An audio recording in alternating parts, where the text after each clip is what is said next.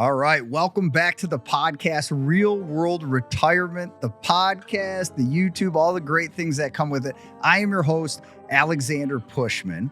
And to give you guys a little bit of background on the podcast, our whole goal with this podcast, Real World Retirement Podcast, what is the meaning? Retirement's complicated. Financial planning is complicated. Our goal is to bring you real world stories, case studies of clients that we've worked with, potential clients that we've done second opinions with, and kind of help you understand the obstacles that they've come to, but also bring it to you in a tangible sense where you can say, okay, that makes sense. That's me. I need to do something. Again, my name is Alexander Pushman. I'm your host. I've spent over a decade in this business. I've done thousands and thousands of second opinions, and I absolutely can't put enough emphasis on the importance of planning for retirement. That's the one thing I would say in my experience in this business. Planning before you retire is super important. Now, if you're out there and you're saying, Alex, I'm already retired, that doesn't mean you're out on an island and you're in a bad place. It's never too late to gain education. And that is our primary goal of doing this podcast. So today I'm really excited. The topic of today, beyond the numbers. Okay. So this is going to be diving into some complicated subjects, but again, I think I got the greatest guy here to do it, to make it understandable, tangible, and educational.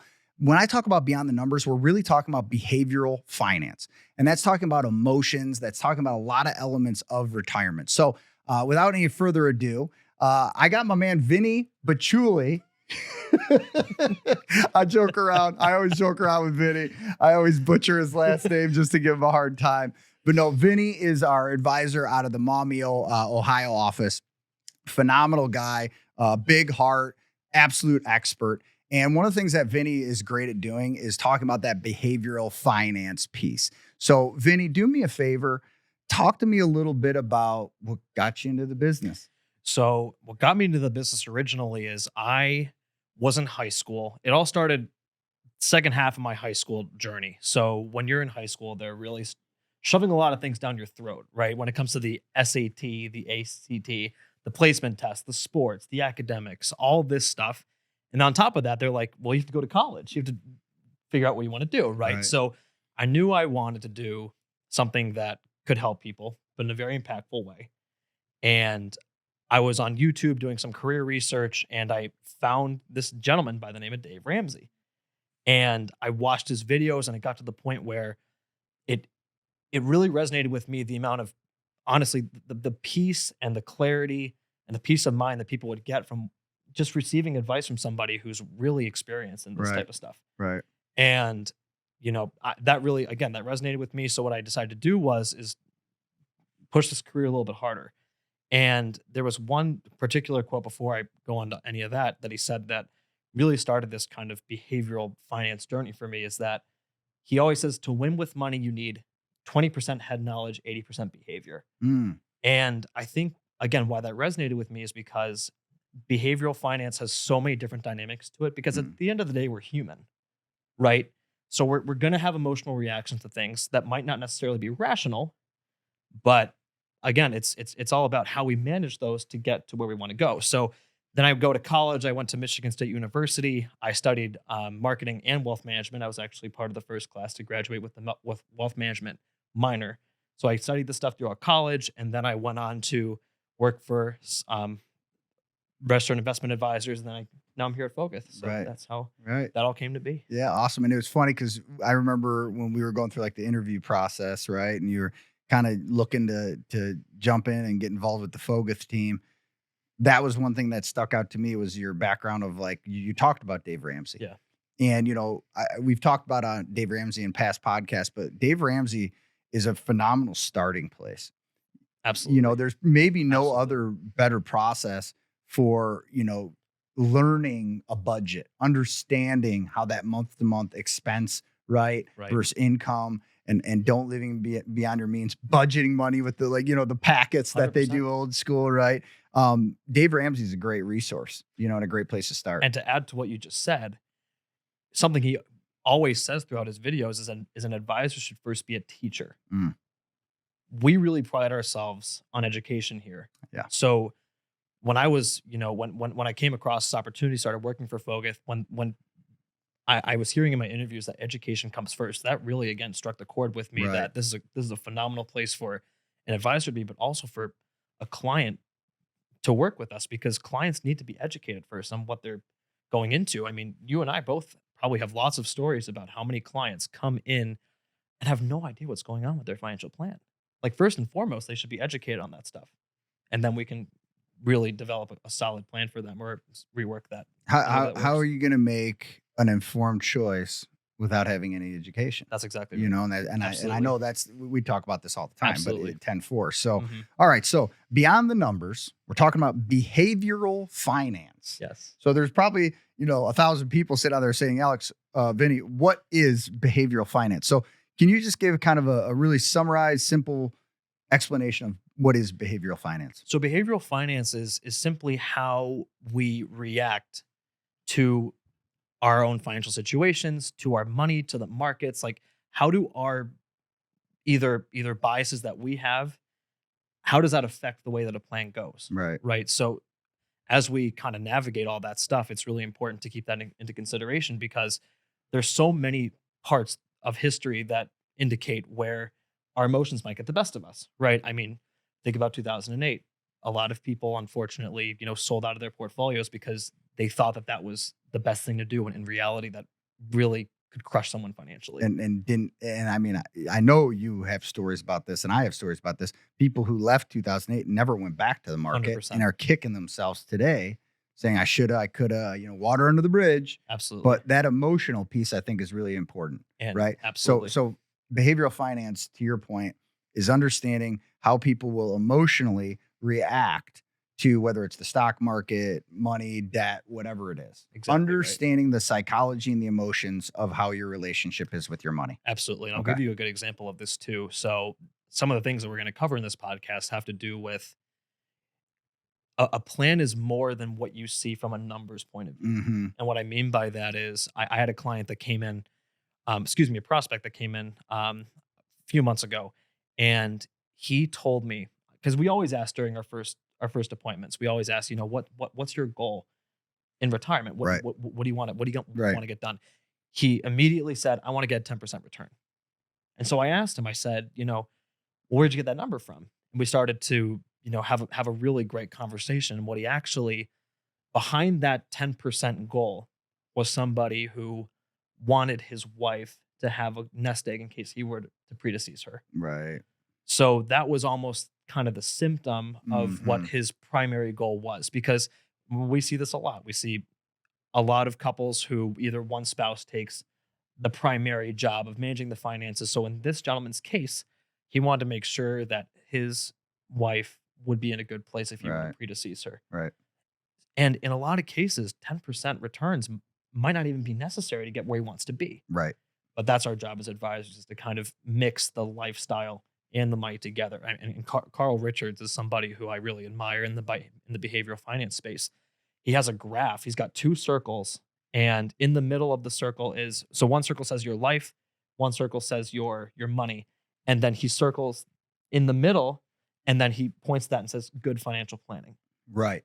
So They should talk to each other. 100%. Right. 100%. AKA in our world, income planning. Absolutely. Right. So Absolutely. to kind of break down the first key point is, number one, understanding what behavioral finance is, which is, again, to your point, the psychology and the emotions Right. of how you do or don't deal with your money in the stock market and all these other things. So Absolutely. let's talk about maybe some best practices on behavioral finance, right? So Yeah. when we talk about, because I think one thing you said to me when we were talking about this episode and just getting prepared Mhm. was emotions will happen. So give me some best practices or maybe some stories that can kind of help outline it of something that is a very healthy or good way to go into dealing with your emotions when you retire or with your money in retirement. That's a great question. And at first, I think where you can really reduce that is just like have an expectation of like what you want your life to look like during retirement.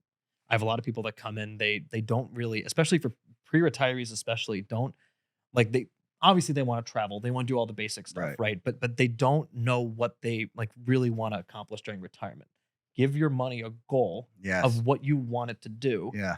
And then your money's gonna have a lot more purpose. Like I what's our slogan? Peace and purpose for your money. Right. So you want your money to have a purpose, or else where does it get you, right? Right. And the number one thing, I just read The Psychology of Money by Morgan Housel as well, which is a phenomenal book. But what he says in that book is that, like, what does true wealth look like? Mm. True wealth is doing what you want, when you want, with the people that you want to be around as much times as you want. That's at the end of the day what people really want. And what I would tell somebody is that, I have a lot of clients who don't need that much a month to live from a money perspective. They might only need 3,000 a month to live, Right. but they live the best life that anyone could ask for. They have true wealth. So what I would ask that person is, what's your definition of true wealth? Yeah. And then, come to a professional. Let's see how that works. Let's make it happen for you. And that's really where the true financial planning comes in. Yeah, and it makes me think. I had a gentleman I was doing a second opinion for. He was a CFO of a big company, smart guy, great guy. And he came to one of our college classes where we do like the 2 days, and it's 6 hours. It's a lot of information, and people pay for it. And it's a pretty extensive course. And we got done with the course, and he's like, "Hey, will you give me a second opinion? I'd love to get your take on things." I was like, "Absolutely." So we sit down, we're going through it, and I did the income planning. Now he had give or take $4 million, and I wasn't worried about him running out of money. Yeah. I knew that as soon as he gave me, you do this a couple thousand times, you got to know where this thing's landing. Right. But I ran the income plan for him. I bulleted it down to the simplest thing we do when we do an income plan. I said, listen, A, all you got to do is get 4.1%. Right. B, if you can spend that $7,000 a month. And C, at age 90, you're going to have, I can't remember what it was, $6.7 million. Right. And he leaned back in his chair and he goes, nobody's ever put it that simple to me. He goes, that's nirvana. Yes. He goes, Alex, that is nirvana. He goes, that's all I needed to know. Yeah. He goes, I'm out here chasing returns, putting myself through the ringer because he's a CFO. He gets it. Yes. He knows enough to be dangerous. Mm-hmm. And he said to me, nobody's ever put it in that landscape of he goes, that puts me at so much ease. He said, that changes my entire opinion of what investments I should and shouldn't be using. Because again, he knew a lot about this stuff. Right. And I think to your point of the behavioral finance, emotions will happen, right? You got to put yourself in a position where you have enough education. And Vinnie, I know you're one of the best at this. And obviously, I don't know if everybody's picked this up. Vinnie nerds out on behavioral finance, right? He's reading books. He's always going above and beyond on that stuff. He's one of the best guys and resources we have in our team to go through this. If you're somebody sitting out there and you don't have emotional peace and you don't have peace and purpose when it comes to your money, and every day you log into your account and you look at the stock market and you have an emotional response, that's probably a good indicator it's worth a conversation with somebody like Vinnie or one of our financial professionals. So number one, if you're out there and you're like, I do not have peace and I have no peace of mind and I have a lot of emotions around my money every single day or every single week, whatever that looks like, I want to encourage you to engage with us, reach out to us, send us a note here on the podcast, jump on social media, right? Foguth Financial. You can ping us on social media. You can call our offices. You can send an email, Vinnie's email, right? You can send Vinnie at Foguth, or is it Vince? Vincent. Vincent. That's right. I got to keep it professional out here. So Vincent at FoguthFinancial.com.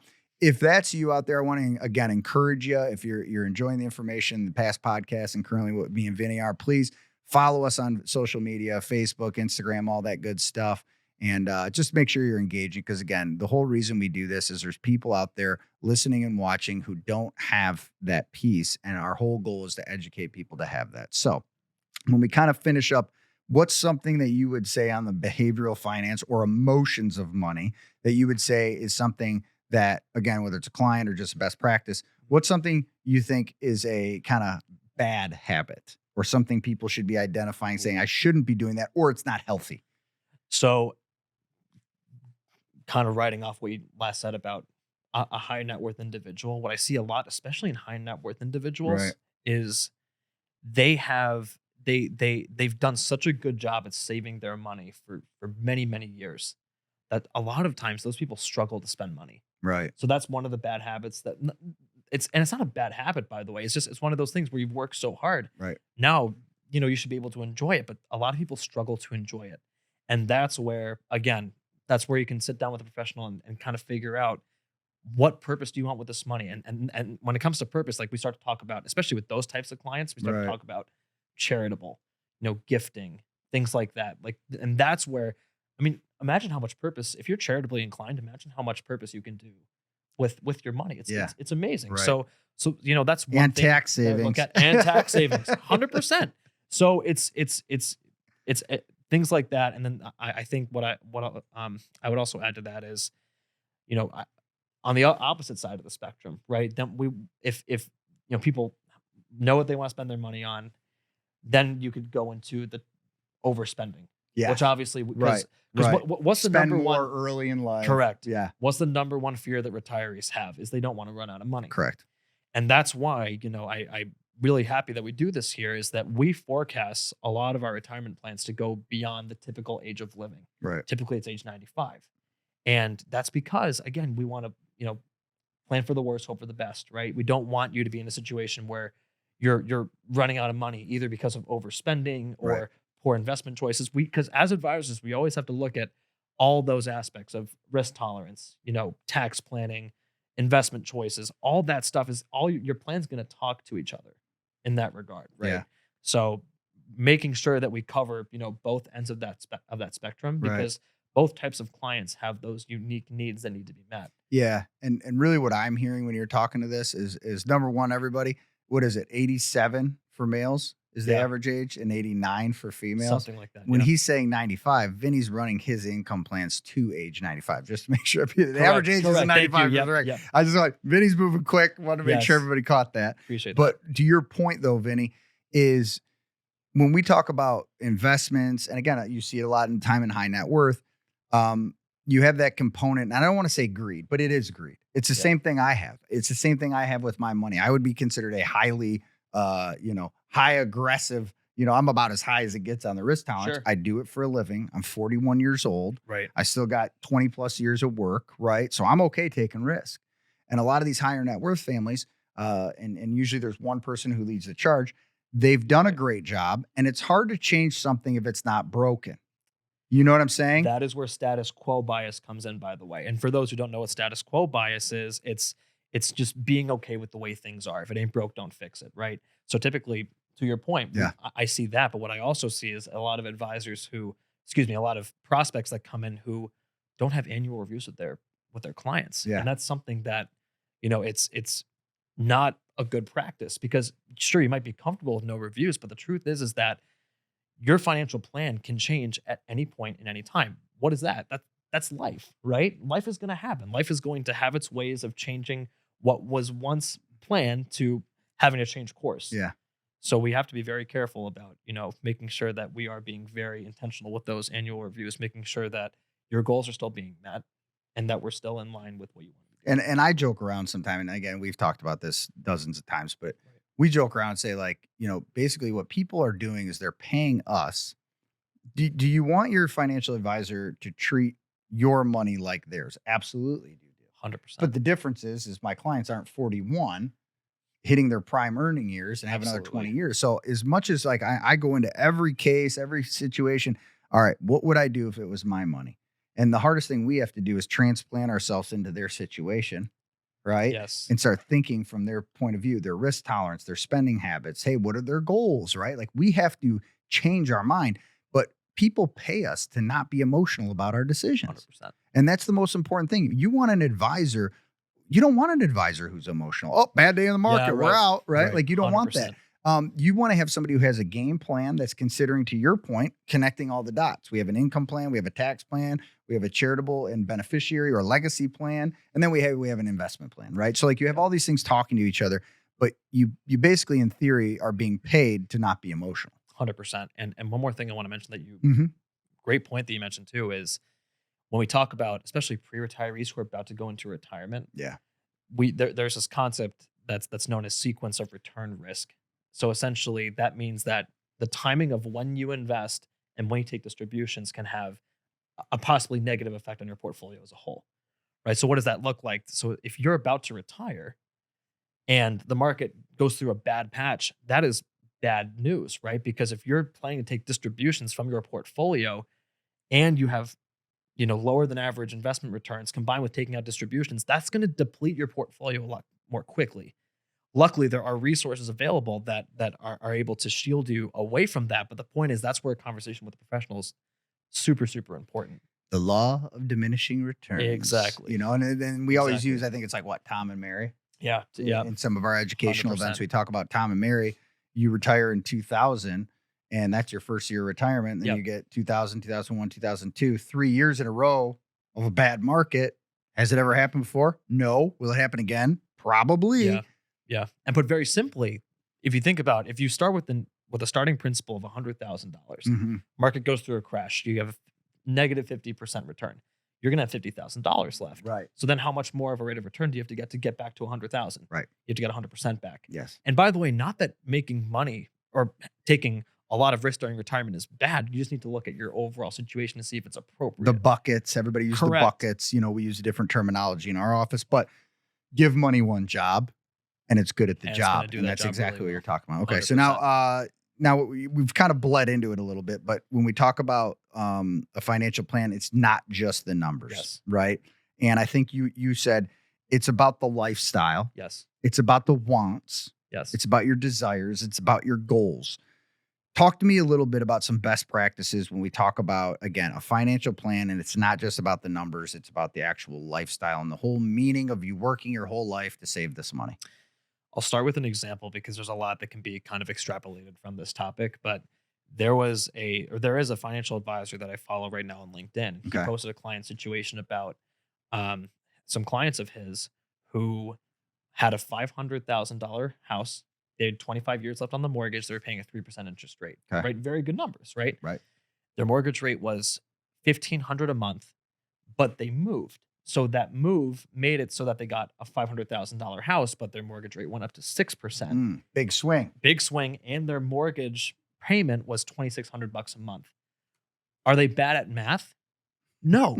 But why? Why are they not bad at math? Because they want to be closer to their family and their grandkids. Lifestyle. So all that example is to say is that there are going to be changes that you might not foresee. And even because if you're purely looking at it from a mathematical point of view, we're not doing it. Right. The numbers don't make sense. But they were able to, again, work with the professionals, see that they were able to do this. So it's even if there are constraints with the plan that make it so that you have to downsize in order to make it work, that's the job of a financial advisor. That's where we can come up with situations to accommodate for higher than average interest rates, moving closer to your family. Like that's where, again, think about it again, the life and the money, right? How do we balance those two together? Yeah. And that's exactly how. That's a perfect one. Yep. And like another one I was thinking of while you were talking about that is like the concept of when people want a snowbird. 100%. Or here's another good one. A lot of times when I'm talking with people and it's kind of like what we'd call our first visit or meeting with somebody where we're just getting to know them, understand their situation. Because that's really our process, just for the record, folks out there. Yep. Our first meeting, anytime you want to talk to an advisor, talk to Vinnie, talk to myself, talk to any of the great advisors we have, the first meeting, all we're doing is trying to get to know you. We just want to understand who you are, what your goals are, how much money you spend. Hey, what are you trying to accomplish, right? Are there any health concerns? All these things, because if we don't know all these things, we can't really do our job. Right. Some people, I remember I was joking around with Jeremy, right? And we were just talking, and he's like, man, he's like, I did a first appointment with this lady who, she was a referral. Mm-hmm. And he's like, man, she came out hard. She's like, I'm not going down your agenda. You're going to answer my questions. He's like, I'm just trying to do my job. I need this information to do my job correctly. We literally talked about it this morning. But also when I ask people their hobbies, they're like, why do you care? I'm like, well, I would like to get to know you as a human being. Absolutely. But two, if somebody says to me, Alex, I love classic cars. Guess what I just heard? There's going to be some big spending that we don't foresee in the income plan. When you see that 1970s Shelby, whatever it is, or boats too. That's boats. That's another one. Yep. RVs. That's another one. So we also are listening for certain things to know. Hey, from experience we have, where are some additional expenditures that we should probably bake into the plan, account for your lifestyle? Absolutely, because some hobbies are free, right? Yes. But some hobbies are not. Right. So again, and I really pride myself in the client relationship. I really want to be able to really understand like who my clients are as people, what they want to do, and asking that question about what you want to do during your life, what you like to do. Right. That is key to the financial planning process, whether you think Absolutely. it's unnecessary or not. Absolutely. Which kind of bleeds me into I think the third key component that we were kind of talking about Mhm. when we were looking at the podcast and the agenda Yeah. was the retirement dream. Because Yes. we're kind of talking about that, right? Yes. Because to your point, key number one is, the key point to number one is like understanding what behavioral finance is, understanding that emotions will happen. Because if you have a good expectation of that, when it happens, you're not caught off guard. Key number two, right? There's a financial plan, and it's not just about the numbers. It's being very, very intentional about how you're going to spend money, where you're going to spend money, and what your game plan is. Absolutely. And then there's the retirement piece, the last piece, the third piece, the Yes. dream, Yes. right? So when we talk about a retirement dream, walk me a little bit through about some best practices that you would say is important for couples to talk about, or just somebody who's going to retire or about to retire or already has retired. When we say their retirement dream and having that, what are we really talking about? And I love that you brought up the couples piece of it too, because again, planning retirement with your spouse is huge, right? You both want to be in alignment about what you want your retirement to look like, to have a dream retirement. And even to the point where even if there's a primary spouse that does most of the planning financially, I still want the other spouse to come in and see what's going on. Yes. Right. So just a quick little sidebar there. But when again, you want to have what do you envision your dream life looking like? Right. Once you have kind of that basic piece put together on what you want to be doing during retirement, because again, like this is a great time for a lot of people. They're going to go on vacation, they're going to do all this fun stuff, right? But come up with what you want your life to look like during that time, and then plan it out according to how much do you want to spend a month, because that's really key too. We want to, especially when it comes to the income planning piece, that's 100%. big. You want to make sure that your spend level per month, your spend need, is adequate enough to sustain your lifestyle. Because if it doesn't, then that's where some changes need to be met. Yeah. But at least we have a starting point to say, okay, we want this type of lifestyle. Let's now develop it with what you've saved up so hard to get to. Let's put this in motion in a way that makes sense, both from a financial piece and from a lifestyle piece. Because again, we don't want to, and just for folks listening here, we don't want to get rash and say that your lifestyle should trump your finances. We're not saying that at all. Right. Right. Right. We just want to make sure that we are striking the balance as best we can. Yeah. And like that's a what I super also important think about piece. when you're kind of talking about what I would call the retirement dream, it's like, I always encourage people, hey, do me a favor, go out to dinner. Go sit on the back porch, have a glass of wine, have a cocktail, pull out a notebook, and just talk. Don't think about the money. Right. What do you want to do? What do you want to do with this arguable fourth quarter of your life that you've worked hard to get to? Right. Do you want to spend time with grandkids? Do you want to go golfing? Do you want to play pickleball every day, right? Absolutely. Do you just want to sit and read books and relax? Like, there's nothing right or wrong about anything, but be very intentional. Don't think about the money, because then if you have a good financial planner on your team, Right. they understand that. Then we start baking it into it so we can account for it and figure out how to make it work. Because the job of a financial planner, and I know you know this, and we talk about this again, is it's not our job to say yes or no. It's our job 100%. to educate people on how it can be done. Exactly. And lay out the options. Here's all your options. This is the one I like best and why. Now they can make an educated choice. And just like what you said, as soon as we have a baseline on what you want your life to look like, that's when we start to introduce the education piece. Right. This is how it can be done. The tax planning, super, super important, especially with those that have, that the high qualified accounts. And I'll go on a little tangent here and say that there's another type of, behavioral finance bias that a lot of people lean into. It's called anchoring, right? So it's the over reliance on a certain piece of information, like the 4% rule, right? Right. For many, many years, the 4% rule was a basic thing that people would look at to say, I need only 4% every single year for my portfolio to withdraw, and then I'll be good. The problem with that is if you're someone listening here who has a high qualified retirement balance, just really quick, we're going to go through each one really quick for those listening. Any qualified account is going to be your IRA, your 401k, 457, any account that's had preferential tax treatment upon contribution of the account. But then you have to pull out the money. It's ordinary income, right? Then we have our non-qualified accounts. Those are going to be all of our bank accounts, or any taxed money, right? So, and then we have our Roth accounts, which is obviously where you don't have any preferential tax treatment upon the contribution of the account, but it grows tax-free and you get tax-free distributions. The problem with the 4% rule, especially when it comes to high qualified retirement balances, is that eventually your RMD, or required minimum distribution percentage, is going to outweigh 4% from that specific account. So that's where the 4% rule doesn't work for a lot of different people. I just be very wary of things like that. And it doesn't account for inflation, for the record. And it doesn't account for inflation as well. So there's those two factors. Yeah. And the inflation included. But no, and it's a great point. And to your point, I think what is it? Year like 4 of RMDs? I think it's year 4. It's already over 4%. So if you live to 90, 75% of the time you spent retired, 4% isn't going to work. Oh, you're going to be withdrawing more than 4%. So right. Yeah. And one story I was thinking about, and then I know, you have a ton to talk about on behavioral science, behavioral finance. We've had some good stuff. You've been throwing some little anecdotes, anchoring, right? Yeah. Throwing some good stuff in there. I always think about the clients who have a plan and aren't able to do it. Yes. Yes. That's the saddest situation in retirement. I know. I actually, it was really cool.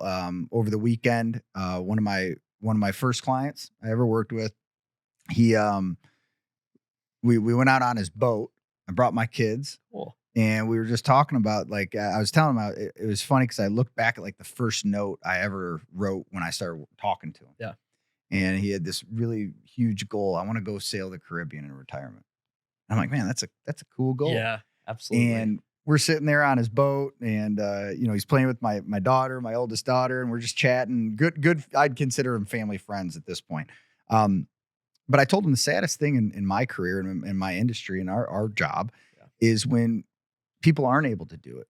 Number one, they don't have a plan, or number two, something happens and they're not ready for the curveball. So I love what you said earlier, and not to breeze over it. Plan for the worst, hope for the best. Correct. Absolutely. But also having that plan and having some fun with that plan, I think, is really important. 100%. Yeah. So anything you would add, Vinny, that we haven't talked about when we talk about behavioral finance? You've dropped some good stuff on us, right? Kind of laying out the basics. And again, if you're somebody out there who has emotion and does not have peace of mind, peace and purpose with your money, right? I would encourage you to reach out. That's what we're here for. Absolutely. Vinny's one of the best in the industry when it comes to behavioral finance. Any other elements that you would add? So aside from, again, what we discussed when it comes to have an expectation on what you want your retirement to look like, and we'll do the best to match your lifestyle as best we can. I would also say that, like I said, behavioral biases are going to happen. It's just, but they are manageable, right? Yeah. So you are able to get that. The one takeaway I want people to take away from this is, it's behavioral finance is not just behavioral finance, but plans as a whole are not just going to be limited to the numbers. You need to look beyond the numbers. And again, we want to make sure that we're balancing it as best as we can.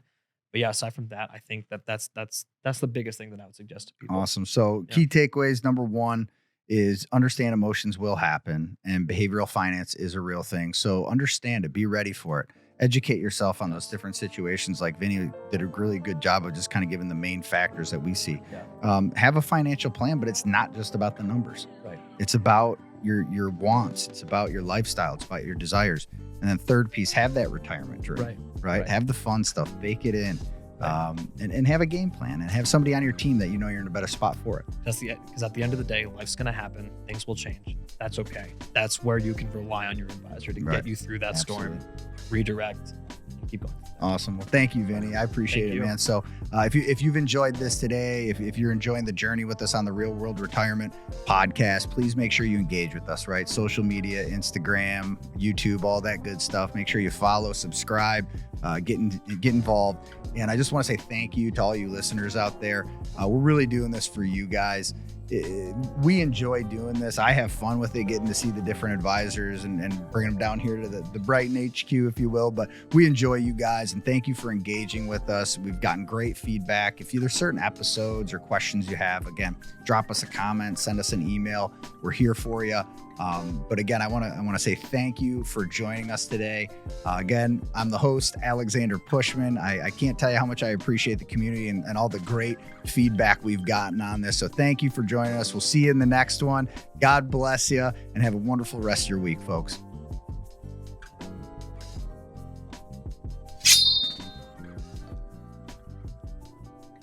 Advisory services provided by Foguth Wealth Management LLC, an SEC registered investment advisor. For additional information, visit advisorinfo.sec.gov and search 327434.